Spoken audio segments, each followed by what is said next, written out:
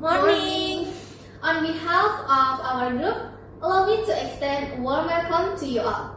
Let me briefly introduce our group. My name is Indi Widyaningsi and my team. My name is Nur Hikmah.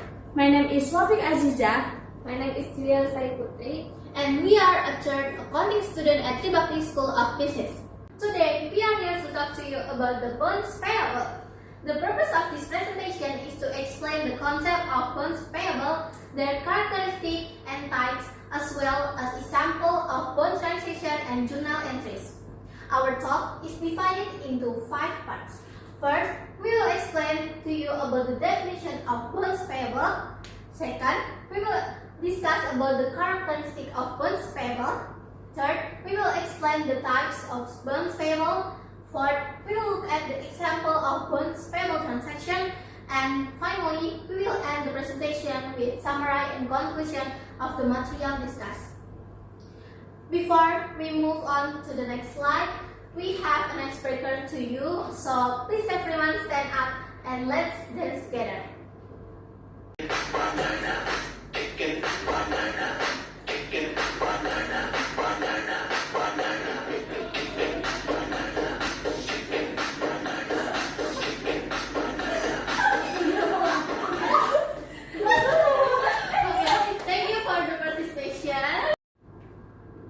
Now, let's begin with the definition of bonds payable.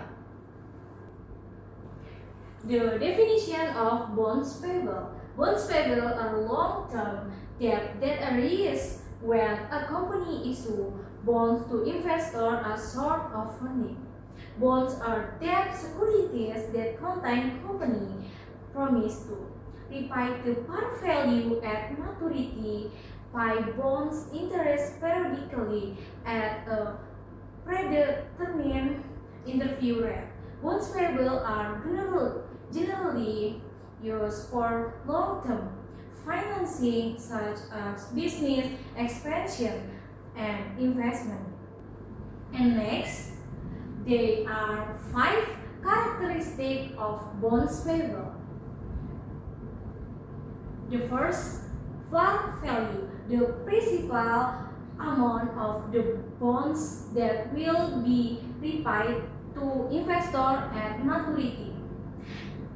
Second, coupon rate, the percentage of interest specified in the bonds agreement and paid periodically.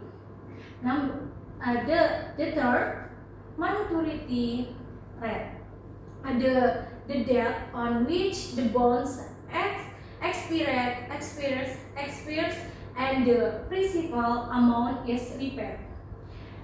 The fourth, interest payment period. Interest payments are made annually or semi-annually. The fifth, issue and bonds holder.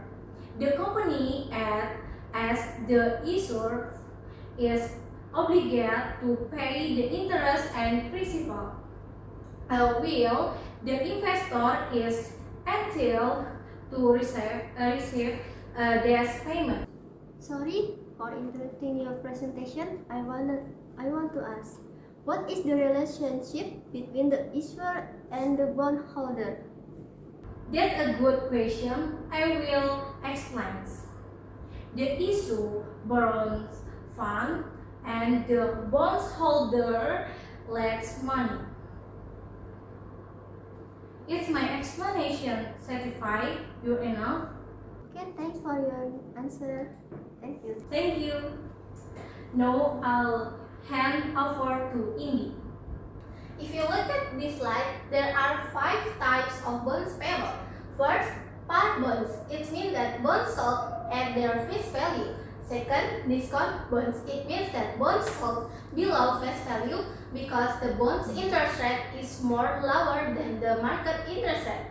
Third, premium bonds. It means that bonds sold above their face value because the bond's interest rate is more higher than the market interest rate. Fourth, secure bonds. Bonds that secured by specific asset. And the last is unsecured bonds. Bonds that are without a secure or specific asset and dependent on the company's reputation. Sorry for interrupt your presentation. Can I ask why make a company issue bonds at a discount instead of at par? That's a good question. I will explain. So the market interest rate is more higher than the coupon rate. Is my explanation satisfy you enough? Thanks for the answer. That's clear enough for me. Now I'll hand over to Wafik Aziza. Next, example of bonds payable transaction at par. PT Sejahtera Abadi issued bonds with the following information. Portfolio of bonds 200 million rupiah, interest rate 12% per year, bond terms 4 years, interest is paid annually. The bonds were issued at par value. Question: first, prepare the journal entry when the bonds are issued. Second, calculate the annual interest and prepare the journal entry. And let's prepare the journal entry when the bonds mature. Answer: first journal entry at bond insurance. Cash in debit 200 million rupiah and bonds payable in credit 200 million rupiah. Because the bonds are issued at par, the cash received equals the par value. Second, annual interest payment. Interest calculation 12% times 200 million rupiah equals 24,000 million. Journal entry: interest expense in debit 24,000 million and cash in credit 24,000 million. Interest expense represent the cost of borrowing and cash decrease because interest is paid. And last journal entry at bonds maturity. Bonds payable in debit 200 million rupiah and cash in credit 200 million rupiah. Bonds payable is removed from the book and cash is paid to bondholder. Next, now I'll hand over to Joelia. Now I will explain example of bonds payable transaction on discount. In this case, PT Majidaya issued bonds with the following term: nominal value 200 million, interest rate 8% per annum, term 4 years, interest payments at the end of each year. The bonds were sold for 190 million on discount, and the company received cash less than the nominal value of the bonds. We have two questions here. First, record the journal entry when the bonds are issued, and the second, journalize the journal entry for the annual interest payment. First, let's look at the entry when the bonds are issued. For the first, for cash in debit of 190 million. This is the actual amount of money the company received. If you look at the cash, it's that the bonds were sold for 190 million. For the bonds payable in credit, this is total debt the company must pay back at the end of the term. And the last, bond discount. This is the gap or difference between bonds payable and cash. Next, number 2. Next, we record the annual interest payment. For the interest expense is 16 million in debit.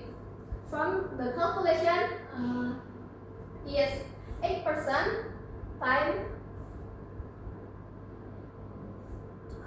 200 million equal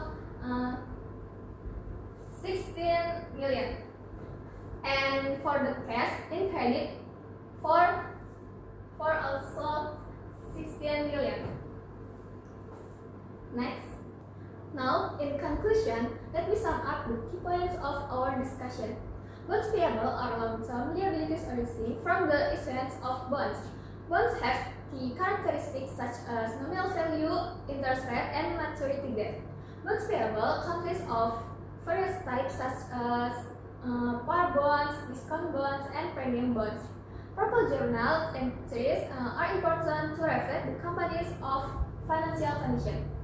So, the conclusion of bonds payable serve as a source of long-term funding that supports the company's sustainability and growth.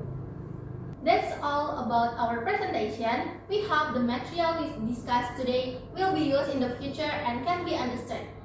So, thank you.